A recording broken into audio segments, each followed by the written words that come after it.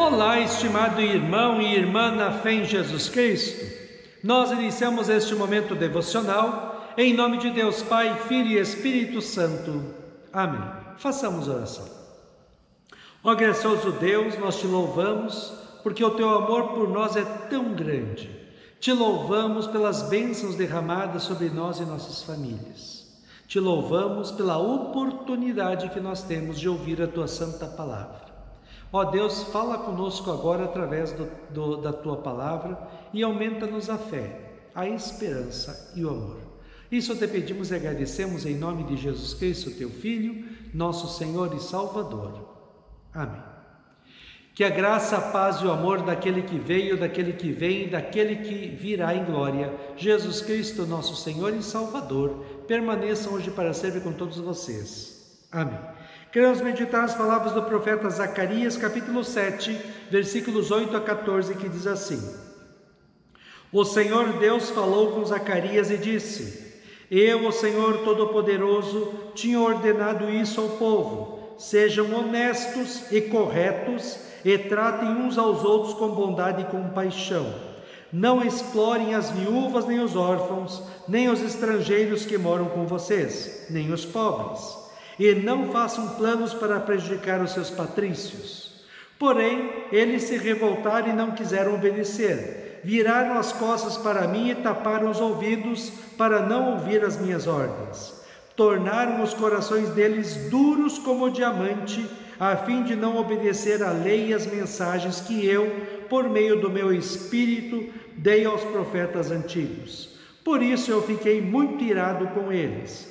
E assim como eles não quiseram ouvir quando eu falei, assim também eu não vou escutar quando eles orarem a mim. Sou eu, o Senhor Todo-Poderoso, que está falando. Como um furacão, eu os espalhei por todos os países estrangeiros, e a terra de onde saíram ficou tão arrasada que ninguém podia viver lá. Uma terra tão boa e tão rica virou um deserto. Estimado irmão e irmã, por que existem as leis de trânsito? Para dar segurança a todos os que usam as vias. Por que existe a Constituição de um país ou o Código Civil? Para organizar a vida das pessoas que vivem naquele país. Por que Deus nos deu os 10 mandamentos e a sua palavra como um todo? Para a nossa felicidade. Algumas pessoas acham que fazem algo para Deus quando fazem o certo. Na verdade, Deus não é atingido pelo que fazemos ou deixamos de fazer. Quem é atingido somos nós mesmos e as outras pessoas.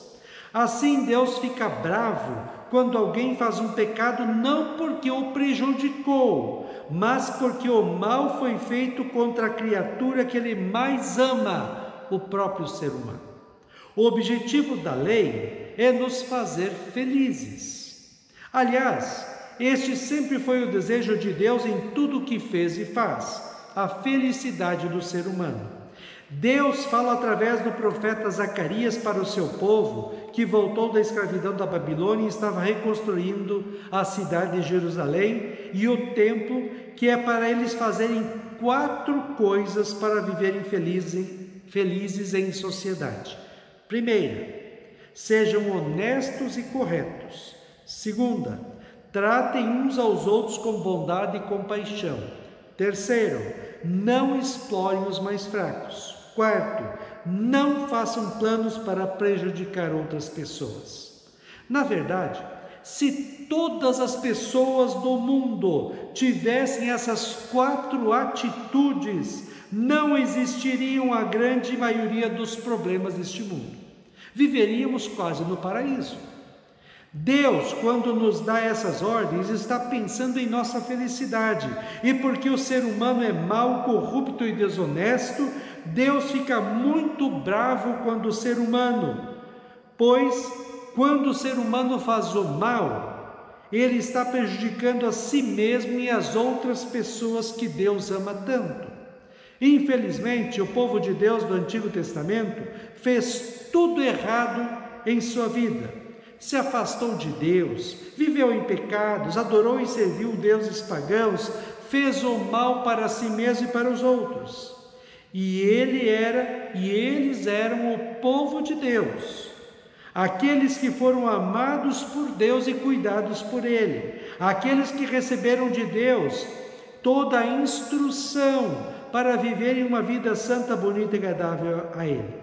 A conclusão triste de Deus é a seguinte: porém eles se revoltaram e não quiseram obedecer, viraram as costas para mim e taparam os ouvidos para não ouvir as minhas ordens, tornaram os corações deles duros como diamante, a fim de não obedecer à lei e às mensagens que eu, por meio do meu Espírito, dei aos profetas antigos. Se alguém faz o errado por falta de conhecimento do que é certo, até tem uma desculpa de que não sabia o que estava fazendo de errado. Mas o povo de Deus sabia bem o que era certo e errado. Eles tinham visto na história a ação de Deus na vida do povo. Eles tinham exemplos de pessoas que fizeram o certo e foram abençoados por Deus, e de outros que fizeram errado e foram castigados. Mesmo tendo todo o conhecimento, o povo de Deus fez tudo errado, achando que não ia dar nada, não iria ter consequências. Mas Deus diz qual a consequência do pecado para o povo de Deus naquela época.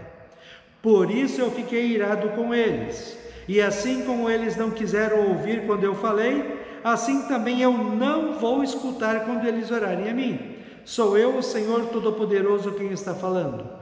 Como um furacão, eu os espalhei por todos os países estrangeiros, e a terra de onde saíram ficou tão arrasada que ninguém podia viver lá. Uma terra tão boa e tão rica virou um deserto. Mas por que Deus relembrou o povo de tudo isso? Porque o povo está seguindo o mesmo caminho e imitando os mesmos erros dos seus antepassados. Se eles continuassem abandonando Deus, representado naquela época na edificação do templo, logo, logo iriam cometer pecados, adorariam deuses pagãos e seriam castigados. Então, Deus mostra que o errado vai dar sempre errado e vai ter consequências duras e infelizes para quem o faz.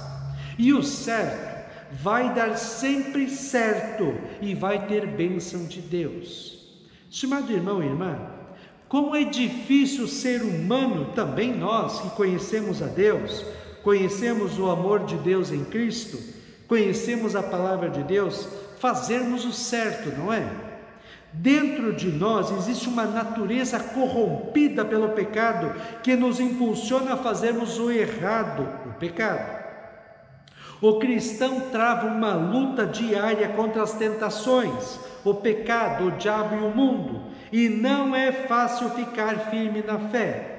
Deus, no texto de hoje, nos lembra que precisamos desesperadamente de Cristo, da sua palavra, da oração da igreja, e precisamos ter o sincero e firme desejo de viver uma vida santa, bonita e agradável a Ti todos os dias. Somos pecadores, sim, mas nem por isso precisamos e podemos viver em pecados. Somos pecadores, temos essa natureza má dentro de nós, mas em Cristo nós somos novas criaturas. Queremos viver uma vida consagrada a Deus e queremos fazer a vontade de Deus em nossas vidas, por uma só razão: isso é o certo a fazer. Mas a advertência de Deus continua valendo para nós, quando o apóstolo Paulo diz em Romanos 6,23: o salário do pecado é a morte, aqui e no inferno. Por outro lado, Deus nos anima no mesmo texto de Romanos 6,23, quando diz: mas o dom gratuito de Deus é a vida eterna em Cristo Jesus nosso Senhor. O presente de Deus para você, para mim e para todos os seres humanos é a salvação que Cristo conquistou para nós, mediante o seu sofrimento pelos nossos pecados na cruz, sua morte e ressurreição.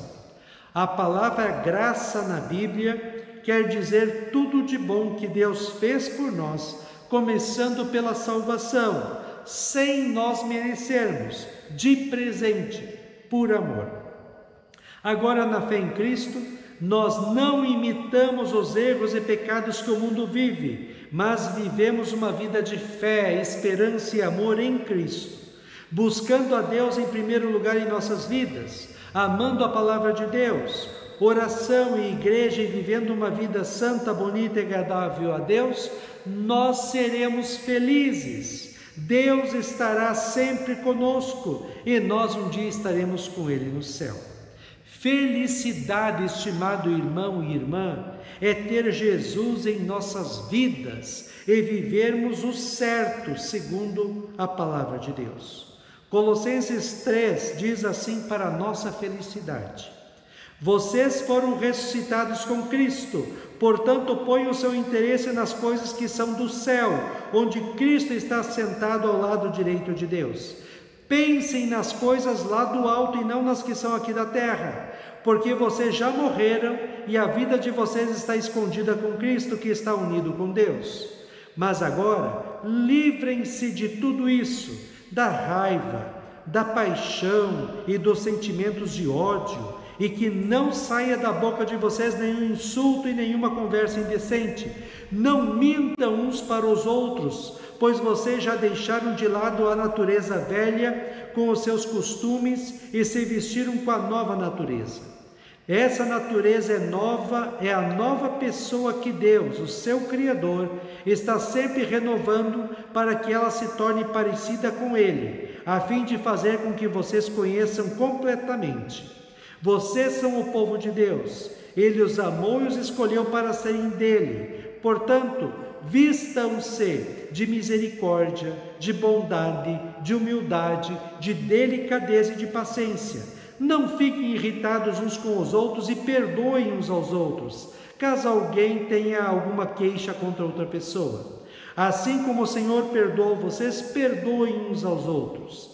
E acima de tudo, tenham amor, pois o amor une perfeitamente todas as coisas. Amém. Façamos oração. Ó Senhor nosso Deus, nós te agradecemos porque recebemos de Ti essa nova vida.